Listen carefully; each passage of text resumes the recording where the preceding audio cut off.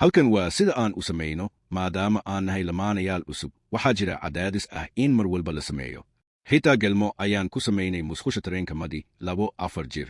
waxaan u sheegi lahaa isaga xiriiradayda oo ay ku jirto gelmo 3 qof ah oo aan sameeyey Luke iyo aniga waxaan bilownay xiriir hal habeen ah oo cabitaan badan ku jiray isaga ayaa sariirta ka dhacay taasi waxay ahayd jaamacadda 3 sano ka hor bishii hore ayaan isguursanay labadeynaba waxaan nahay katoolig isaga ayaa iga weyn 2 sano diintiisana si qoto dheer ayuu u aaminsanaa wuxuuna ku dhowaa inuu qalin jebiyo markii aan isbaranay sidaas darteed wax xiriir ah ma dhicin waxaan ahaanay saaxiibo aniguna waxaan u sheegayaa xiriiradayda oo ay ku jirto gelmo 3 qof ah oo aan sameeyey anigoo rajaynaya inay iga dhigto qof xiiso leh oo diyaar u ah laakiin taa beddelkeeda waxay ka niyad jebisay jaamacadda waxaan lahaa gelmo badan oo aan rasmi ahayn waxaan ku raaxaysanayay laakiin sidoo kale waxaan raadinayay xaqiijin iyo kalsooni in la doonayo laakiin markii aan dib ugu soo laabtay diintayda sanadkii ugu dambeeyey waxaan ka shalayay dhaqankaygii gelmada badan waxaan ogaaday in gelmadu aysan muhiim u ahayn dadka aan la sameeyey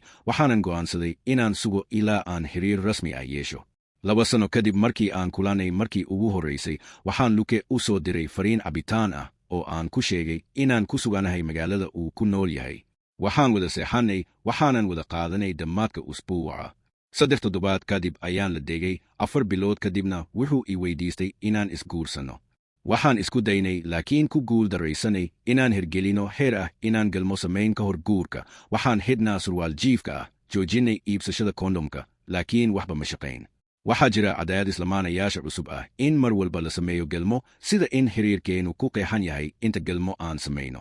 waxaan u badanahay inaan gelmo samayno 3 ilaa 5 jeer toddobaadkii laakiin waxaan isweydiiyaa haddii ay tahay inaan maalin walba samayno anigu waxaan leeyahay rabitaan gelmo oo ka badan Luke welina waxaan gelmada u isticmaalaa xaqiijin marka uu daalan yahay ama aanan hiisayn welwelkaygu wuu kiriyaa waxaan ka baqayaa inuu ka soo jiitay dumarkii hore ee uu la jiray waxaan weydiistaa ma u malaynaysaa inay iga qurux badan tahay wuxuu i dejiyaa laakiin codka sheegaya inaanan ku filnayn ma aamuso waxaan rajaynayaa inaan ka fiicnaado inaan iska indhatiro codkaas maxaa yeelay waxaan jeclahay nolosha aan la leeyahay Luke waxaan jeclahay inuu daryeelo waxyaabaha macnaha leh oo aanu daryeelin waxyaabaha aan muhiimka ahayn hadda oo aan guursanay gelmadu waxay u muuqataa mid hor ah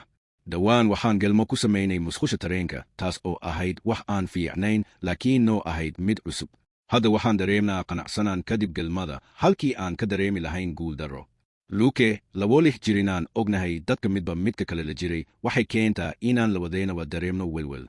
xiriirkayga gelmada weligiis ma ahayn mid wanaagsan jaamacadda gelmo aan rasmi ahayn iyo cabitaan badan ma ahayn wax iiga turjumaya qofka aan ahay waxay iiga tagtay dareen dembi waxaan lahaa xiriir hal habeen ah kadibna waxaan tagi jiray kirashada hadda oo madi iyo aniga guursanay oo gelmadu aysan mar dambe culays lahayn waxaan dareemayaa xorriyad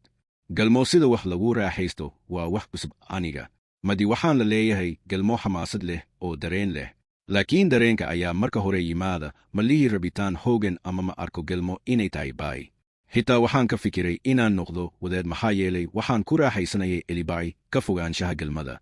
mararka qaar waxaan ka welwelsanahay inaanan ku filnayn gelmo ahaan madi waxay tidhaahdaa waxaan nahay kuwa dayar guursanay waa inaan maalin walba gelmo samaynaa maadaama aan ognahay dadka midba midka kale la jiray labadeynaba waxaan dareemnaa welwel waxaan maqlay sheekooyinka oo waxaan sawiri karaa xaaladaha maadaama madi ay sahamisay wax badan waxaan ka baqayaa in la iga cabbiiro waayo aragnimadeeda hore markii ugu horraysay ee madi iyo aniga wada seexanay waxay ahayd markii ugu horraysay ee aan galmo sameeyo 2 sano gudahood habeenkeena inkastoo uu ahaa mid xiiso leh wuxuu xaqiijiyey rumaysnaantayda in galmo ay hun tahay oo igu muujinayso si hun markii aan mar kale kulanay 6 bilood kadib go'aankaygii elibaay wuxuu noqday mid aad u hun waxaan ahaa kaali ah oo naftayda neceb markii madi ii sheegtay gelmadii ay samaynaysay iyadoo sidoo kale sheegaysa inay rabto xiriir waxaan dareemay xaasidnimo iyo jahwareer laakiin markii aan dib u xidhanay sanad iyo badh ka hor halkii aan ka fikiri lahaa wax badan waxaan ogaa inaan rabay inaan madi u go'aansado kadib 4 sano oo aan ka fogaanay xiriir rasmi ah hadda waa wax walba oo aan rabnay inay noqoto goolku wuxuuna siiyey xorriyad aan ku sahaminno annagoo aan dembi lahayn markii ugu horraysay gelmadu waa mid buuxda madi waa qofka kaliya adduunka oo ii fahma nolosha casriga ah waxay noqon kartaa mid mashquul badan, laakiin marka aan sariirta ku jirno oo aan ka sheekaysano galmada kadib, wax walba way gaabiyaan. Sida inaan nahay dadka kaliya ee adduunka.